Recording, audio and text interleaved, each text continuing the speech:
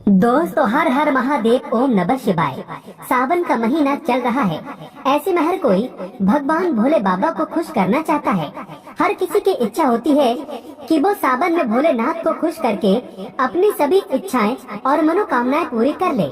पर कई बार आप लोग ऐसी गलतियां कर देते हैं या कर बैठते हैं जिससे शिव क्रोधित हो जाते हैं। और ये बात तो आप जानते हैं कि भोलेनाथ यदि भोले हैं तो उनका क्रोध भी अत्यंत विनाशकारी होता है। दोस्तों, इसलिए अगर आपने या आपके घर में किसी ने व्रत रखा है या आप सावन को पूरे विधि विधान से पूरा करना चाहते हैं तो आज के इस वीडियो में जो बातें बताई गई हैं उनको ध्यान पूर्वक सुन के समझ ले। दोस्तों, सावन में कई ऐसे काम होते हैं जिनको करना वर्जित माना गया है।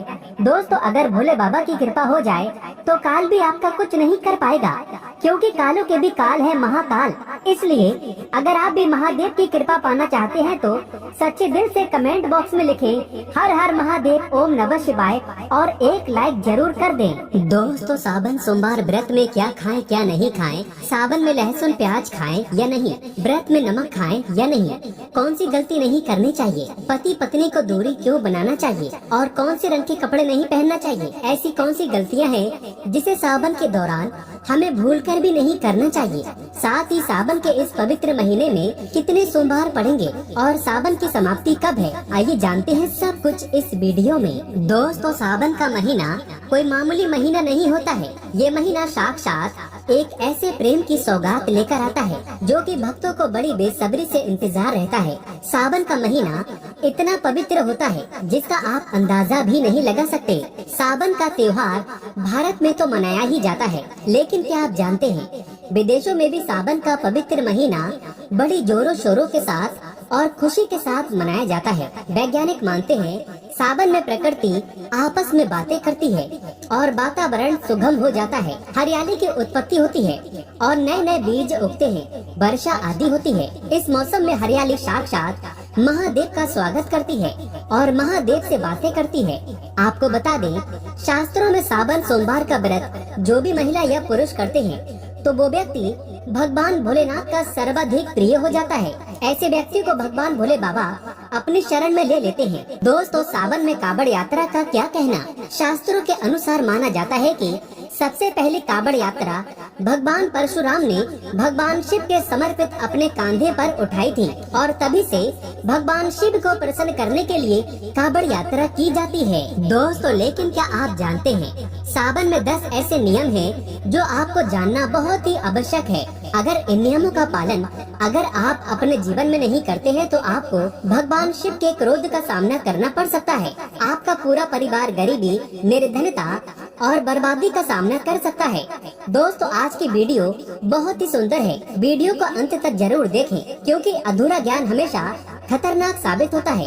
इसलिए वीडियो को पूरा अंत तक जरूर देखें और सच्चे दिल से कमेंट बॉक्स में लिखें हर हर महादेव, ओम नमः शिवाय। वीडियो को लाइक जरूर करें। आइए जानते हैं। दोस्तों, सबसे पहले जानते हैं सावन सोमवार व्रत की तारीख। पहले सोमवार का व्रत 10 जुलाई, दूसरे सोमवार का व्रत 17 जुलाई, तीसरे सोमवार का व्रत 24 जुलाई, चौथा सोमवार व्रत 31 जुलाई, पांचवा व्रत 7 अगस्त, छठा सोमवार व्रत 14 अगस्त, सातवां सोमवार व्रत 21 अगस्त और आठवां सोमवार 28 अगस्त को रखा जाएगा। दोस्तों, अब जान लेते हैं सावन सोमवार के व्रत में क्या खाना चाहिए और क्या नहीं खाना चाहिए। अगर आपने सावन सोमवार का व्रत रखा है तो आप इस दिन सात्विक भोजन ही करें।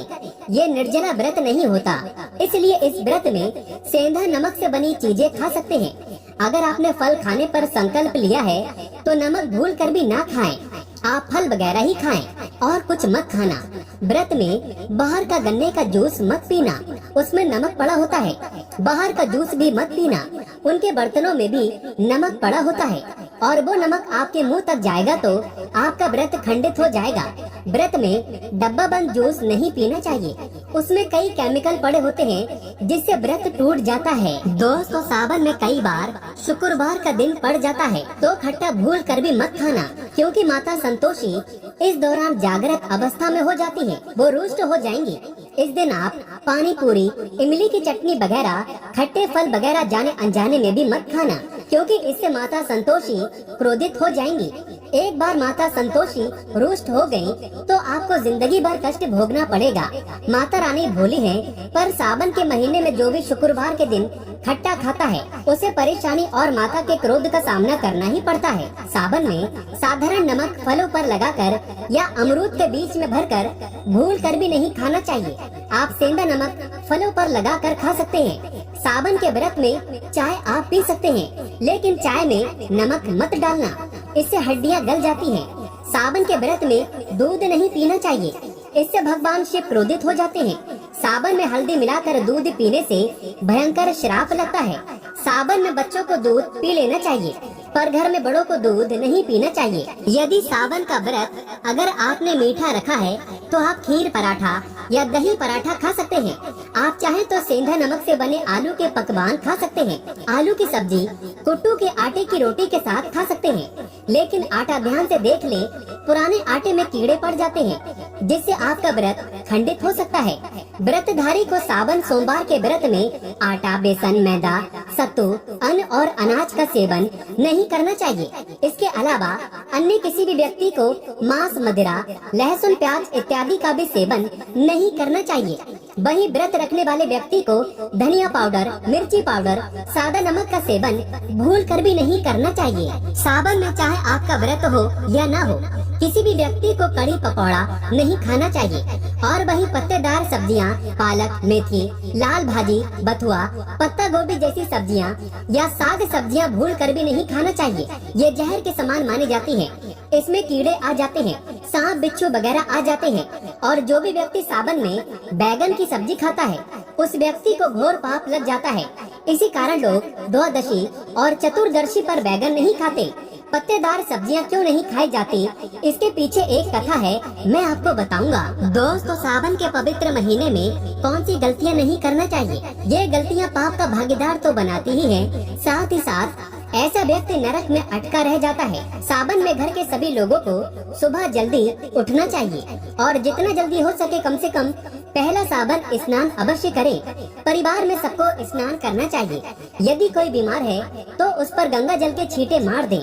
सावन में किसी भी गरीब का अपमान ना करें। क्या पता उस गरीब के रूप में भगवान शिव हो, क्योंकि भगवान शिव सावन में अपने भक्तों की परीक्षा लेने आते हैं। सावन में देर तक सोने वाली महिला का पति बर्बाद हो जाता है और उसकी मृत्यु निकट भविष्य में जल्दी हो जाती है। इसलिए पति के उठने से पहले सावन में हर स्त्री को जल्दी उठ जाना चाहिए और भगवान शिव की पूजा करनी चाहिए। सोमवार व्रत आपको अवश्य करना चाहिए।